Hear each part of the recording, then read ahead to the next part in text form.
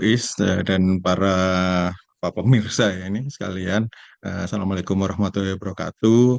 Semoga kita dalam keadaan sehat semuanya. Ya, eh, menanggapi pertanyaan dari Bu Is ini, memang waktu untuk pengisian pendaftaran SNBP ini tidak lama ya. Waktunya cuma 2 minggu. Di tahun-tahun sebelumnya juga 2 minggu begitu ya. Nah, eh, lama nggak sih mengisi SNBP? Sebenarnya begini, kalau para siswa sekalian ini yang menjadi apa namanya peserta seleksi ini itu sudah mempersiapkan diri semua dengan semua data yang dibutuhkan, itu prosesnya nggak lama, paling lama 10 menit itu sudah selesai begitu ya, karena Ya. tahapan yang dilakukan itu sangat singkat gitu. Agak Ada berapa berbeda dengan tahap? kemarin PDSS tuh tahapnya banyak begitu. Kalau yang untuk pendaftaran SNBP ini singkat sekali. Mungkin sambil mungkin membayangkan apa yang harus dilakukan begitu, saya izin share slide ya, Bu Is ya. Silakan Pak. Dan slide-nya, panduannya ini sudah bisa dilihat di atau diunduh di laman resmi SNPMB. Baik, ini sudah terlihat ya, Bu ya. Ya, sudah Pak. Silakan Pak. Mohon Ya, dicermati. baik. Ini kalau kita lihat proses SNBP ini memang tadi sudah disampaikan cukup panjang ya, mulai dari 28 Desember itu ada pengumuman kuota sekolah. Jadi di sana disampaikan sekolah A mendapatkan kuota berapa dan seterusnya, sekolah B mendapat berapa dan seterusnya itu ada. Sudah dilakukan ini. Kemudian kemarin ini adalah pengisian PDSS di mana sekolah pada dasarnya adalah mengisikan siswa-siswa eligible-nya siapa saja berdasarkan ranking yang sudah diterapkan oleh sekolah, kemudian semua data nilai itu sudah masuk di sana. Nah, ini yang kemarin ditutup 31 Januari. Nah, ini sekarang yang akan kita hadapi ini adalah pendaftaran SNBP, di mana ini waktunya dari tanggal 4 sampai dengan 18 Februari. Nah, ini mohon dicermati jadwal ini, jangan sampai ada yang terlewat, begitu ya. Nah, kemudian nanti setelah pendaftaran SNBP, ada proses yang namanya seleksi. Seleksi ini akan dilakukan oleh PTN gitu. Jadi SNBP ini seleksinya dilakukan oleh PTN masing-masing yang dituju begitu ya. Bukan dilakukan di pusat begitu ya. Agak berbeda dengan SNBT di mana proses seleksinya itu dilakukan di sistem di pusat begitu ya.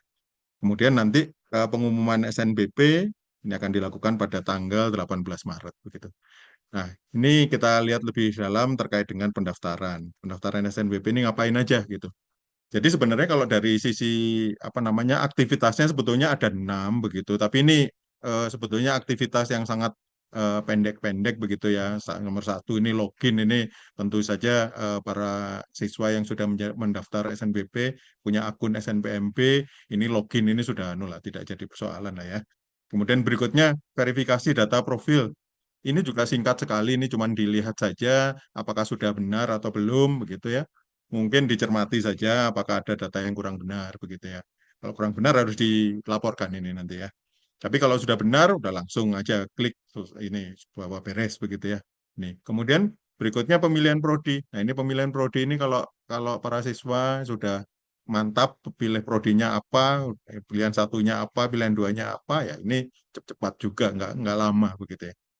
Nah, kemudian yang keempat adalah pengisian portofolio. Nah, ini pengisian portofolio ini hanya diperlukan untuk siswa yang mendaftar ke prodi seni dan olahraga gitu. Nanti lebih detail Pak Syarif akan menjelaskan tentang portofolionya. Nah, kemudian berikutnya adalah pengisian prestasi. Nah, prestasi ini silakan di apa namanya disiapkan ya bukti prestasinya. Siapkan tiga yang terbaik begitu ya. Nah, ini juga mudah, tinggal mengisi informasi tentang prestasi itu dan mengupload buktinya. Nah, kemudian setelah ini semua selesai, finalisasi. Jadi sebenarnya kalau semua data ini sudah disiapkan dari awal, itu 10 menit sudah beres begitu ya.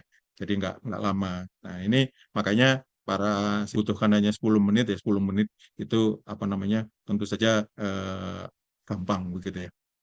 Oke, berikutnya ini login. Nah, ini para siswa sudah banyak ini yang melakukan login baik melalui portal SNPMB Atau bisa juga melalui URL langsung menuju ke snbp.snpmb.id. Ini bisa langsung memasuki ke halaman login. Silakan masukkan email dan passwordnya begitu. Ini apa namanya tahap yang sangat mudah. Kemudian berikutnya adalah verifikasi data profil. Nah, ini para siswa nanti akan ketemu dengan layar yang seperti ini. Silakan dilihat fotonya sudah cocok atau belum. Kemudian identitas tentang nama, NISN dan lain-lain.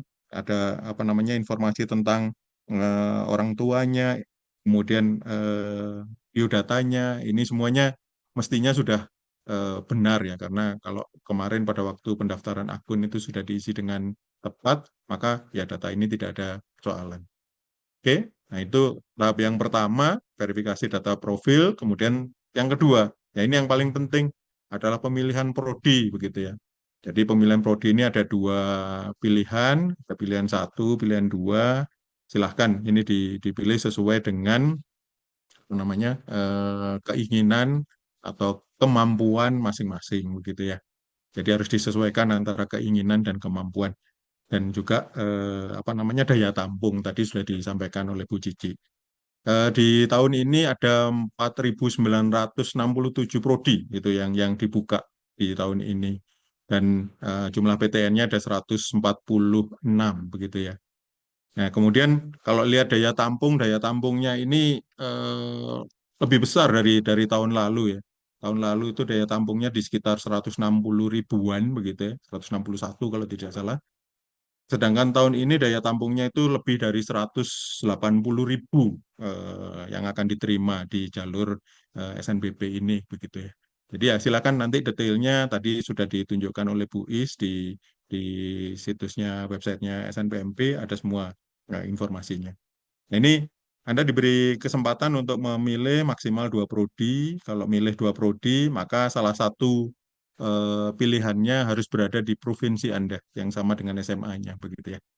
Kalau milih satu boleh di mana saja, tidak ada persoalan. Kalau sudah, silakan disimpan. Kemudian itu tahap yang kedua, tahap yang paling penting di sana. Nah, kemudian tahap yang ketiga ini opsional ya. Ini adalah hanya untuk yang memilih program studi seni dan olahraga. Kalau memilih program studi seni dan olahraga ini wajib diisi, begitu ya. Jadi kalau yang lain tidak anu ya, tidak mengisi, tidak perlu mengisi, gitu. Nah, kemudian setelah mengisi portofolio, jadi itu yang ketiga ya. Tapi yang ketiga, yang keempat itu adalah mengisi prestasi. Ya, jadi kalau prestasi ini benar-benar opsional begitu. Bagi Anda yang mempunyai prestasi yang ingin dimasukkan, dipilih tiga prestasi yang terbaik. Anda mengisi informasi tentang prestasinya, kemudian mengupload buktinya. Nah, buktinya ini dapat berbentuk PDF atau gambar PNG, JPG, silakan upload di sana. Jadi setelah itu sebenarnya selesai, selesai itu ditandai dengan proses finalisasi, gitu, bahwa Anda menyatakan bahwa data ini semua benar dan Anda bertanggung jawab atas data ini semua, begitu. Dan kemudian setelah melakukan proses finalisasi, para peserta bisa mengunduh kartu peserta seperti ini, begitu ya. Nah, begitu itu tahapannya. Jadi sebenarnya nggak panjang begitu. Dan kemudian mungkin ada satu slide terakhir yang ingin saya sampaikan. Ini terkait kemarin tuh pada waktu pengisian PDSS itu ada sekolah yang mengisi dengan menggunakan e-raport. Kalau mengisi dengan menggunakan e-raport itu diberi tambahan kuota 5%. Nah, saya sampaikan ini mungkin buat peserta SNBP yang kebagian di 5% tersebut begitu ya, 5% tambahan. Itu anu ya, 5% itu bukan bukan PHP gitu ya, bukan bukan harapan kosong begitu ya. Jadi dari tahun ke tahun ini bisa dilihat nih tahun 2022, 2023, 2024 itu sebaran siswa yang diterima di SNBP itu seperti ini nih, seperti ini. Jadi meskipun sebenarnya yang diterima di SNBP itu kalau dari sisi persentase tadi ya, misalnya contoh dari peserta tahun lalu 700 ribu yang diterima 160 ribu, itu sebetulnya kan tidak banyak ya, tidak banyak. Tapi data tersebut tidak hanya terkumpul di atas begitu, tidak hanya terkumpul di sini begitu, tapi ternyata menyebar sampai ke bawah gitu. Nah, bisa dilihat nih yang antara 30 sampai 35% tertinggi itu masih ada hampir 8% di tahun lalu. Yang di 35 sampai 40% ini 8% lebih gitu ya. Jadi kalau di 30 sampai 40 ini kalau kita jumlahkan ini 15%. Nah, nanti kalau ada antara 40 sampai 45%, saya yakin juga akan terisi begitu. Nah, ini prinsipnya bagaimana cara memanfaatkan peluang yang ada di situ adalah dengan memilih prodi yang tepat ya.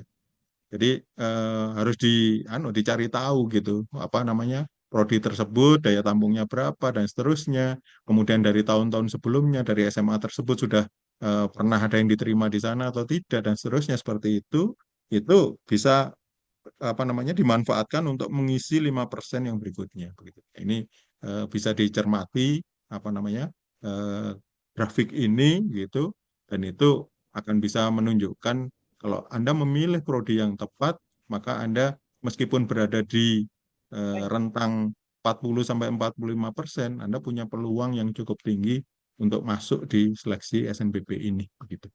Itu kira-kira yang perlu saya share sebagai slide begini. Kemudian pesan yang pentingnya adalah silakan mulai mengunduh dulu itu apa namanya panduan ya untuk besok prosesnya seperti apa. Panduannya dibaca dulu dengan baik begitu. Ya memang resumenya apa yang saya sampaikan tadi, tapi silakan Anda membaca detailnya supaya tidak salah ya, tidak salah melakukan tahapan tadi. Sebenarnya tahapannya simple, tapi kalau salah ya repot begitu ya. Seperti Iya. itu. Kira-kira begitu, Bu Is, yang bisa Ya. saya sampaikan. Wah, yang disampaikan Pak Riza ini singkat, padat, dan jelas gitu ya. Dan tadi sebetulnya hanya butuh 10 menit ya, 10 menit. Saya tadi memberi waktu Bapak ini sekitar 20 menit dan itu ternyata untuk menjelaskannya pun 10 menit gitu ya. Cuma 10 menit itu Pak, kalau sudah